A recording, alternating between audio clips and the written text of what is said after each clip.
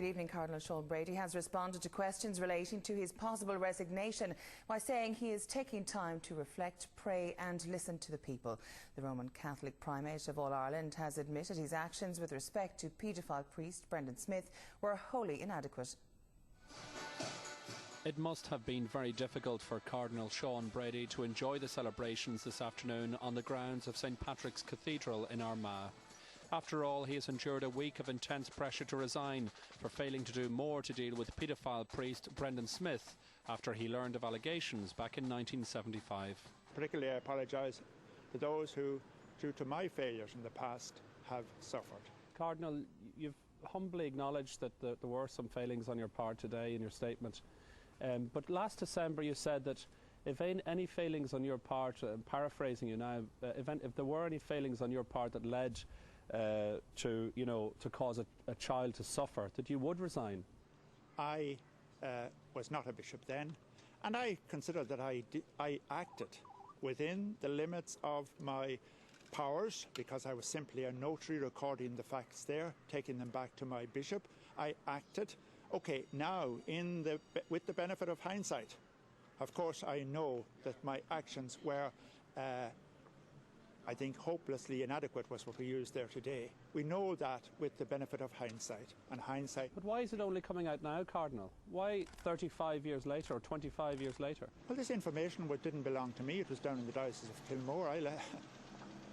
But as you climbed through the ranks of the Church, you know, and especially with everything we've heard in recent times, when you reflected on what happened back in 1975, did it not occur to you to then come out and say, well, look, I was present as a priest back then in 1975, you know, in hindsight perhaps I should have done more, I didn't do it, and sort of reveal the situation that way instead of it coming out the way it has come out? Well, first of all, I didn't climb to the ranks. I went back. You know, I was acting there not even as a part-time secretary of my bishop, an occasional person who was called in occasionally to do some secretarial tasks. Cardinal Brady, then a priest, was present in 1975 when 2 children signed oaths of silence relating to their abuse at the hands of Smyth. The Catholic Communications Office rightly points out that the details of this story first emerged 13 years ago, but one abuse survivor says Smyth continued to abuse children after 1975, and so the Cardinal should still resign. All week he's been saying that what he did 35 years ago was right. He did nothing wrong. He followed church rules. And so it's interesting to hear that he now describes that as a painful experience. I think it was a painful experience for the children that were left to encounter Brendan Smyth after Sean Brady did nothing in 1975.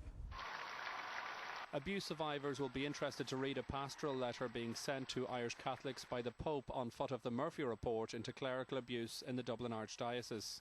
The Pontiff has announced he will be signing the letter on Friday. I ask all of you to read it for yourselves with an open heart and in a spirit of faith. My hope is that it will help in the process of repentance, healing and renewal. Following St Patrick's Day Mass at St Mary's Pro Cathedral in Dublin today, we spoke outside to the faithful about the recent controversies affecting the Catholic Church in Ireland. I support Cardinal Brady all the time. Whatever he says is right, as far as I'm concerned. There's many good people in the church and we don't hear about them. We only hear about all the bad people. Bishop Martin is a very good man, but I think the slate should be cleaned in the past and we start off afresh. But starting afresh doesn't seem to be an option for Cardinal Brady, as pressure on him continues to mount. If 2 children we're talking about here at 14 years of age were asked to sign vows of silence, then how many more were asked to do the same thing down the years? So I think that, you know, my only conclusion to all of this is that Cardinal Brady has to consider his position. To this day, Cardinal Brady not only enjoys a great deal of support here in Armagh and his native Cavan, but very often he is described in glowing terms by anyone who has ever met him as a very warm and humble person. Despite all his positive attributes, however, it is looking increasingly likely that Cardinal Brady's days as leader of the Catholic Church in Ireland are numbered. Jerome Hughes, TV3 News.